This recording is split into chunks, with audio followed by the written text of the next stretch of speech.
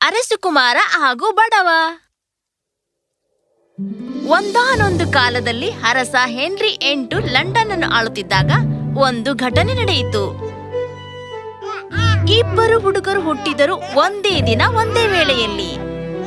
ಒಬ್ಬನು ಅರಮನೆಯಲ್ಲಿ ಜನಿಸಿದ, ಆತ ಅರಸುಕುಮಾರನಾದ. ಇನ್ನೋರ್ವ ಕಡುಬಡವ ಕುಟುಂಬದಲ್ಲಿ ಹುಟ್ಟಿದ, ಕಡುಬಡವನಾದ.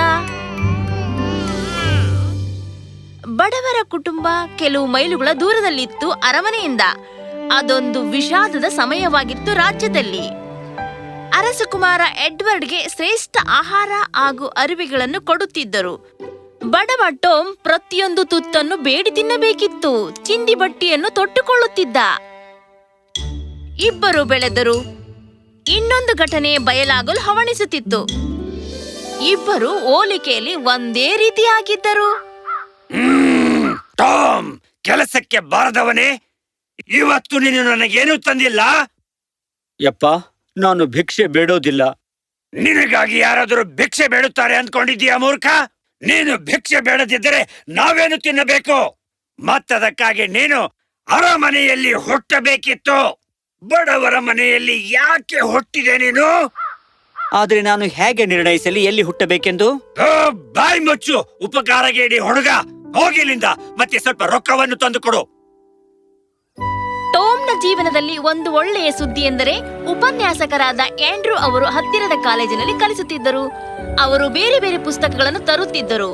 ಅವರು ಪ್ರತಿ ವಾರ ಟೋಮ್ ಓದುವಂತೆ ಪ್ರೇರೇಪಿಸುತ್ತಿದ್ದರು. ಪುಸ್ತಕಗಳು ಮನುಷ್ಯನ ಶ್ರೇಷ್ಠ ಮಿತ್ರರು ಟಾಮ್. ಅವು ನಿನಗೆ ಯಾವುದೇ ಸಂದರ್ಭದಲ್ಲಿ ಮಾರ್ಗದರ್ಶನ ಮಾಡುತ್ತವೆ. ನನಗೆ ಗೊತ್ತು ನಿನ್ನ ಬದುಕು ಕಷ್ಟದಿಂದ ಕೂಡಿದೆ ಎಂದು. ಇಲ್ಲ, ನಿಮಗೆ ಗೊತ್ತಿಲ್ಲ. ಯಾರಿಗೂ ಗೊತ್ತಿಲ್ಲ. ಹೇಳಿ ಗುರುಗಳೇ, ನಾನು ಯಾಕೆ ಅರಮನೆಯಲ್ಲಿ ಹುಟ್ಟಲಿಲ್ಲ? ನಾನು ಜೀವನವಿಡೀ ಬಡವನಾಗಿ ಬದುಕಲಾರೆ. ಇದು ಸರಿಯಾಗಿ ತೋರುವುದಿಲ್ಲ. ಯಾರು ಹೇಳಿದರು ನೀನು ಬಡವನಾಗಿ ಇರ್ತೀಯ ಎಂದು? ಯಾಕೆಂದರೆ ನೀನು ಬಡವನಾಗಿ ಹುಟ್ಟಿದೆ ಎಂದರೆ ಅದು ಹಾಗೆ ಆಗುವುದಿಲ್ಲವೇನು? ದರಿದ್ರರ ಮಗ ದರಿದ್ರ ಆಗಿರ್ತಾನೆ, ಮತ್ತೆ ಅರಸರ ಮಗು ಅರಸುಕುಮಾರಿ ಇಲ್ಲ ಅರಸುಕುಮಾರ ಆಗಿರ್ತಾರೆ. ಆದರೆ ನಾವು ದೊಡ್ಡವರಾದಂತೆ ನಮಗೆ ಬೇಕಾದ್ದನ್ನು ಆರಿಸಿಕೊಳ್ಳಬಹುದು. ನಾವು ಅಂದರೆ ನಮಗೆ ಅನಿಸಿದ್ದನ್ನು ನಾವು ಆಯ್ಕೆ ಮಾಡಿಕೊಳ್ಳಬಹುದು. ಇದಕ್ಕೆ ನೀನು ಏನು ಹೇಳ್ತೀಯ? ನಾನು ನಿನಗೆ ಕೇವಲ 2 ಆಯ್ಕೆಗಳನ್ನು ಕೊಡ್ತೇನೆ. ಕಡುಬಡವನಾಗುವುದು ಅಥವಾ ಆಸೆ ಬರುಕ ಅಪ್ರಾಮಾಣಿಕ ವ್ಯಕ್ತಿ. ನೀನು ಯಾರು ಆಗ ಬಯಸುತ್ತಿ? ಅಂದರೆ ಒಂದೇ ಒಂದು ಆಯ್ಕೆ ಇದ್ದರೆ ಅಪ್ರಾಮಾಣಿಕ ವ್ಯಕ್ತಿ. ನಾನಾಗ ಬಡವ ಹಾಗೂ ಪ್ರಾಮಾಣಿಕ ವ್ಯಕ್ತಿ ಆಗುತ್ತೇನೆ. ಖಂಡಿತ. ನೋಡಿದೆ, ನೀನು ಯಾವಾಗಲೂ ಆಯ್ಕೆ ಮಾಡಿಕೊಳ್ಳಬಹುದು. ನೀನು ಅರಮನೆಯಲ್ಲಿ ಜನಿಸು ಇಲ್ಲ ಗುಡಿಸಲಿನಲ್ಲಿ, ಅದಕ್ಕೇನೂ ಸಂಬಂಧ ಇಲ್ಲ. ಪ್ರಾಮಾಣಿಕ ಹಾಗೂ ಗೌರವಾನ್ವಿತ ಆಗೋದ್ರಿಂದ ಧೈರ್ಯಶಾಲಿಯಾಗಿರ್ತೀಯ ಟಾಮ್. ನನಗೆ ಗೊತ್ತು ನಿನ್ನಲ್ಲಿ ಆ ಧೈರ್ಯವಿದೆ, ನಿನ್ನಲ್ಲಿ ನಂಬಿಕೆ ಇದೆ ನನಗೆ. ಧನ್ಯವಾದ ಗುರುಗಳೇ. ಒಂದು ದಿನ ಟೋಮ್ ಆಹಾರಕ್ಕಾಗಿ ಅಲೆದಾಡುತ್ತಿದ್ದ. ಕೆಲವು ಮೈಲುಗಳವರೆಗೆ ನಡೆದ ಬಳಿಕ ಅರಮನೆಯನ್ನು ತಲುಪಿದ. ಆತ ಎತ್ತರವಾದ ವಿಶಾಲ ಕಟ್ಟಡವನ್ನು ನೋಡಿ ಚಕಿತಗೊಂಡನು. ಆತ ಸುತ್ತಲೂ ನೋಡಿದ, ಮತ್ತೆ ಪೊದೆಯ ಒಳಗೆ ಹೋಗಿ ಹತ್ತಿರದಿಂದ ನೋಡಬಯಸಿದ. ಅರಸುಕುಮಾರ ತನ್ನ ಆಟಿಕೆಗಳೊಂದಿಗೆ ಆಡುತ್ತಿರುವುದನ್ನು ನೋಡಿದ. ಆತ ಅರಸುಕುಮಾರ ಇರಬಹುದು. ನಾನು ಅರಮನೆಯ ಜೀವನ ಜೀವಿಸುವಂತಿದ್ದರೆ? ನೀನು ಹೊಲಸು ಹುಡುಗ, ನಿನಗೆಷ್ಟು ಧೈರ್ಯ ಈ ಅರಮನೆಗೆ ಬರುವುದಕ್ಕೆ? ಅರಮನೆಯಿಂದ ಹೊರಗೆ ದಬ್ಬಿರಿ ಅವನನ್ನು. ಸೈನಿಕರು ಅವನನ್ನು ಹಿಡಿದು ಹೊರಗೆ ದಬ್ಬಲು ಹೋಗುತ್ತಿದ್ದಾಗ ಅರಸುಕುಮಾರ ಎಡ್ವರ್ಡ್ ಓಡುತ್ತಾ ಬರುತ್ತಾನೆ. ಇದೆಲ್ಲ ಏನು ಗಲಾಟೆ ನಡೀತಾ ಇದೆ ಇಲ್ಲಿ? ಈ ಹುಡುಗ ಅರಮನೆಯ ಒಳಗೆ ಬರಲು ಪ್ರಯತ್ನಿಸುತ್ತಿದ್ದ. ನಿನ್ನ ಹೆಸರು ಏನು? ನನ್ನ ಹೆಸರು ಟಾಮ್ ಕ್ಯಾಂಟಿ. ನನ್ನ ತಪ್ಪು ಮನ್ನಿಸಿ ಮಹಾಪ್ರಭುಗಳೇ. ಹಾನಿ ಮಾಡುವುದಕ್ಕೆ ಬಂದಿಲ್ಲ. ನಾನು ಕಿಟಕಿಯಿಂದ ನಿಮ್ಮನ್ನು ನೋಡುತ್ತಿದ್ದೆ ಅಷ್ಟೇ. ಆತ ಚಿಂದಿಯಾದ ಹೊಲಸು ಬಟ್ಟೆಯನ್ನು ತೊಟ್ಟಿದ್ದ, ಆದರೂ ಮರ್ಯಾದೆಯಿಂದ ಮಾತಾಡಿದ. ಅರಸುಕುಮಾರನಿಗೆ ತುಂಬಾ ಕುತೂಹಲವಾಯಿತು ಈ ಹುಡುಗನ ಬಗ್ಗೆ. ಟೋಮ್ ನನ್ನು ಕೊಠಡಿಗೆ ಕರೆದುಕೊಂಡು ಹೋದ. ಆತನಿಗೆ ಆಹಾರ ಹಾಗೂ ಸಿಹಿ ಪದಾರ್ಥ ನೀಡಿದ. ಟೋಮ್ ಅರಮನೆಯಲ್ಲಿದ್ದೇನೆ ನಂಬುವುದಕ್ಕೆ ಆಗಲಿಲ್ಲ. ನೀವು ತುಂಬಾ ಅದೃಷ್ಟವಂತರು. ನಾನು ಅರಸುಕುಮಾರನಾಗಿ ಹುಟ್ಟಿದ್ದರೆ ನಿನಗಿಲ್ಲಿ ಏನೋ ವಿಚಿತ್ರವಾಗಿದೆ ಅಂತ ಅನಿಸಲಿಲ್ಲ ಟಾಮ್? ನಮ್ಮಿಬ್ಬರಲ್ಲಿ ಸಾಕಷ್ಟು ಹೋಲಿಕೆಗಳಿವೆ. ನಮ್ಮ ತೋರಿಕೆಯಲ್ಲಿ ಒಂದೇ ರೀತಿ ಮೂಗು, ಗುಂಗುರು ಕೂದಲು, ದೊಡ್ಡ ಕಣ್ಣುಗಳು ನಾನು ಕಂಡುಕೊಂಡೆ. ಆದರೆ ಒಂದು ಅತಿ ಮಹತ್ವದ ಸಂಗತಿ, ನಾವು ಬಂದಂತಹ ಸ್ಥಳಗಳು. ಈ ರಾಜ್ಯದಲ್ಲಿ ನೀವು ಇಷ್ಟೊಂದು ಬೆಲೆ ಬಾಳುವ ವಸ್ತ್ರ ಧರಿಸಿದ್ದೀರಿ.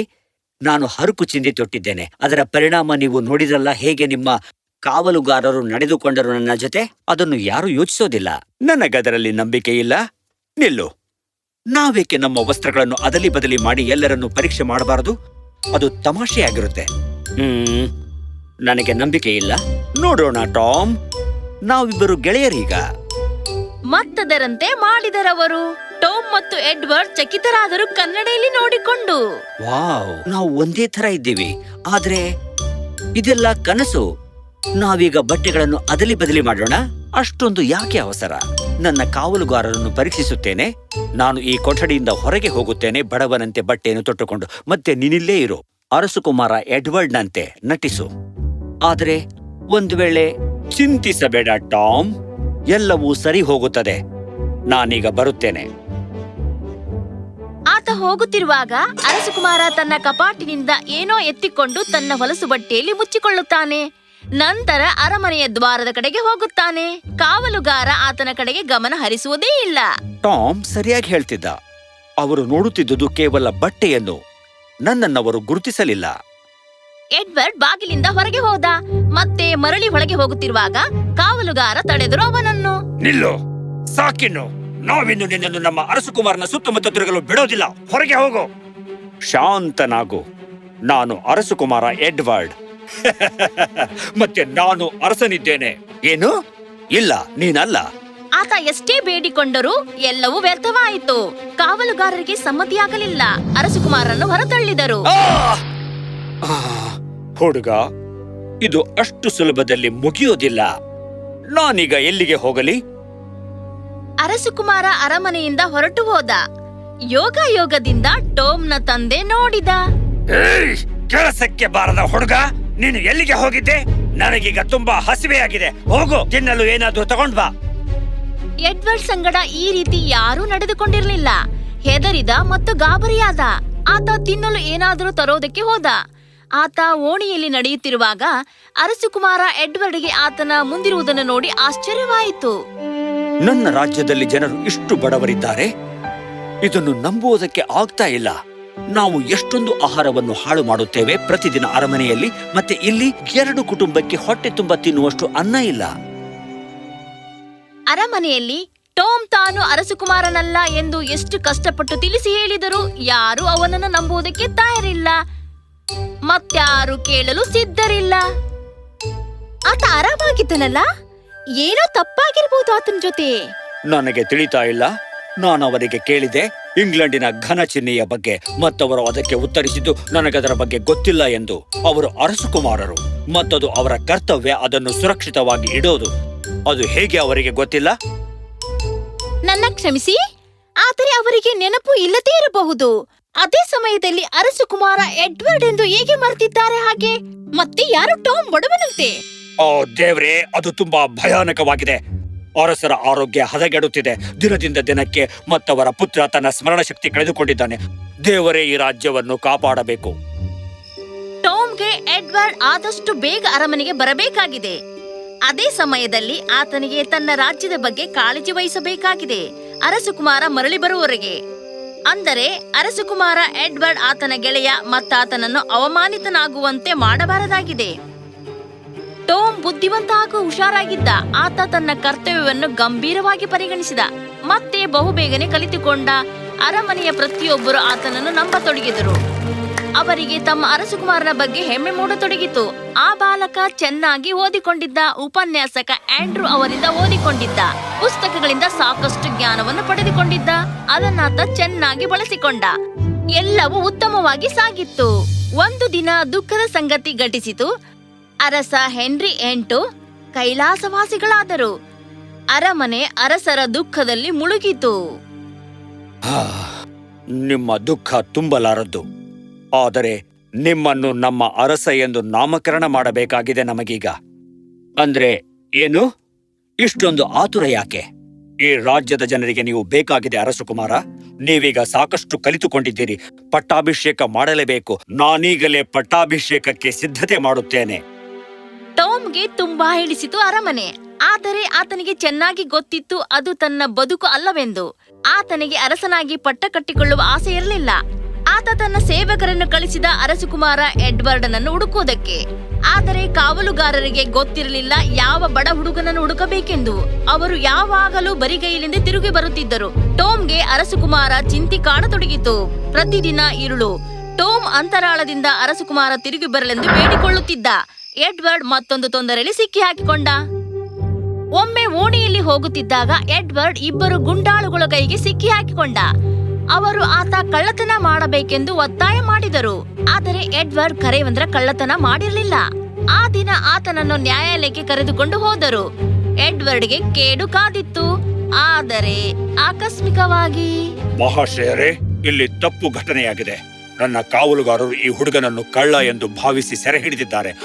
ಆದರೆ ಈತ ಏನನ್ನೂ ಕದ್ದಿಲ್ಲ. ತಮ್ಮಲ್ಲಿ ವಿನಂತಿಸಿಕೊಳ್ಳುವೆ, ಈತನನ್ನು ಬಿಟ್ಟು ಬಿಡಿ ನ್ಯಾಯಾಧೀಶರೇ. ಎಡ್ವರ್ಡ್ ಅನ್ನು ಬಿಡುಗಡೆ ಮಾಡಿದರು. ಆತ ದಯಾಳು ವ್ಯಕ್ತಿಗೆ ಧನ್ಯವಾದ ಹೇಳಿದನು. ಮತ್ತೆ ಸ್ವಲ್ಪ ವಿನಂತಿಸಿಕೊಂಡನು. ನನಗೆ ಒಂದು ಮಹತ್ವದ ಸಂಗತಿಯನ್ನು ಅರಮನೆಗೆ ಒಯ್ಯಬೇಕಾಗಿದೆ. ಈಗ ಅರಸಕುಮಾರ ಎಡ್ವರ್ಡ್ ಅವರ ಪಟ್ಟಾಭಿಷೇಕವಿದೆ ನಾಳೆ. ತಾವು ನನ್ನನ್ನು ಕೂಡಲೇ ಅರಮನೆಗೆ ಕರೆದುಕೊಂಡು ಹೋಗುತ್ತೀರಾ? ಮನುಷ್ಯ ಎಡ್ವರ್ಡ್ ನನ್ನು ನಂಬಲಿಲ್ಲ. ಆತನಿಗೂ ಪಟ್ಟಾಭಿಷೇಕ ನೋಡಬೇಕಾಗಿತ್ತು. ಎಡ್ವರ್ಡ್ ನನ್ನು ಅರಮನೆಗೆ ಕರೆದುಕೊಂಡು ಹೋಗಲು ಒಪ್ಪಿದ. ಮರುದಿನ ಅರಮನೆಯ ಒಳಗೆ ಎಲ್ಲರೂ ಸೇರಿದ್ದರು ತಮ್ಮ ಹೊಸ ಅರಸನನ್ನು ಅರಸುವುದಕ್ಕೆ. ಇವತ್ತು ನಮ್ಮೆಲ್ಲರಿಗೂ ಐತಿಹಾಸಿಕ ದಿವಸವಾಗಿದೆ. ನಾವಿಂದು ಹೊಸ ಅರಸ ಎಡ್ವರ್ಡ್ ಅವರಿಗೆ ಮುಕುಟವನ್ನು ತೊಡಿಸುವವರಿದ್ದೇವೆ.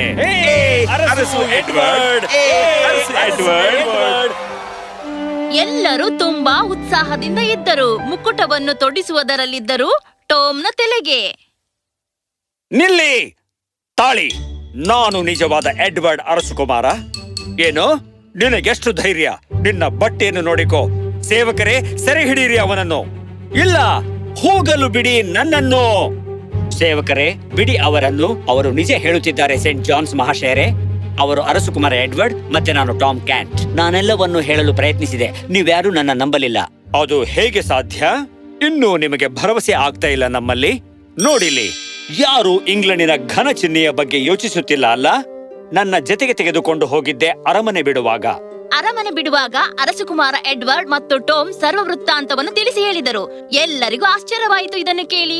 ಅವರ ನಿಜವಾದ ಅರಸಕುಮಾರ ಓಣಿಗಳಲ್ಲಿ ಅಲೆದಾಡುತ್ತಿದ್ದ ಎಂದು. ನನ್ನನ್ನು ಕ್ಷಮಿಸಿ ಅರಸಕುಮಾರರೇ, ನಾನು ನಿಮ್ಮನ್ನು ಹುಡುಕಲು ಪ್ರಯತ್ನಿಸಿದೆ. ದಯವಿಟ್ಟು ನಿಮಗೆ ಯೋಗ್ಯವಾದ ಸ್ಥಳವನ್ನು ಗ್ರಹಿಸಿರಿ. ಟಾಮ್, ನೀನು ನನ್ನ ನಿಜವಾದ ಗೆಳೆಯ. ನೀನು ಅತ್ಯಂತ ಜವಾಬ್ದಾರಿಯಿಂದ ನನ್ನ ಕರ್ತವ್ಯಗಳನ್ನು ನಿಭಾಯಿಸಿರುವೆ. ನಿನ್ನ ಪ್ರಾಮಾಣಿಕತೆಗೆ ನಾನು ಮಾರು ಹೋಗಿದ್ದೇನೆ. ನೀನು ಸುಲಭವಾಗಿ ಸುಳ್ಳು ಹೇಳಿ ನಾನು ತಪ್ಪಿಸ್ತೆ ಎಂದು ಸಿದ್ಧಪಡಿಸಿ ಗದ್ದುಗೆಯನ್ನು ಕಸಿದುಕೊಳ್ಳಬಹುದಿತ್ತು. ಮಹಾಪ್ರಭು, ನಾನು ಬಡವನ ಮಗ ಇರಬಹುದು, ಆದರೆ ನಾನು ಅಪ್ರಾಮಾಣಿಕತೆಯನ್ನು ಆಯ್ಕೆ ಮಾಡಿಕೊಳ್ಳಲಿಲ್ಲ. ನನಗೆ ಹೆಮ್ಮೆ ಎನಿಸುತ್ತಿದೆ ನಿನ್ನ ಪರಿಚಯದಿಂದ ಟಾಮ್. ನೀನು ಒಪ್ಕೊಳ್ತೀಯಾ ನನ್ನ ವೈಯಕ್ತಿಕ ಸಲಹೆಗಾರನಂತೆ ಇರುವುದಕ್ಕೆ? ನಿನ್ನ ಜಾಣ್ಮೆ ಹಾಗೂ ಜ್ಞಾನ ಈ ರಾಜ್ಯಕ್ಕೆ ಬೇಕಾಗಿದೆ. ಖಂಡಿತ ಅಂಗೀಕರಿಸುತ್ತೇನೆ ಮಹಾಪ್ರಭುಗಳೇ. ಅಸಲಿ ಅರಸಕುಮಾರರ ಪಟ್ಟಾಭಿಷೇಕ ಆದ ಕೂಡಲೇ ಇಂಗ್ಲೆಂಡಿನಲ್ಲಿ ತಕ್ಷಣವೇ ಕೆಲವೊಂದು ಪ್ರಮುಖವಾದ ಪರಿವರ್ತನೆಗಳನ್ನು ಕಾನೂನಿನಲ್ಲಿ ಮಾಡಿದರು. ಬಡತನವನ್ನು ಸಮೀಪದಿಂದ ನೋಡಿದ ಅರಸರ ಮನ ಮಿಡಿಯಿತು. ತಮ್ಮ ಆಳ್ವಿಕೆಯಲ್ಲಿ ತುಂಬಾ ದಯಾಳುವಾಗಿದ್ದರು. ರಾಜ್ಯ ಟೋಮ್ ಕ್ಯಾಂಟಿಯ ಪ್ರಾಮಾಣಿಕತನಕ್ಕೆ ಮಾರು ಹೋಗಿತ್ತು. ಅರಸ ಎಡ್ವರ್ಡ್ ಹಾಗೂ ಟೋಮ್ ಕ್ಯಾಂಟಿ ಗಳಸ್ಯ ಕಂಠಸ್ಥ ಗೆಳೆಯರಾಗಿದ್ದರು ಜೀವನ ಪರ್ಯಂತ. ಇಲ್ಲಿಗೆ ಮುಗಿಯಿತು.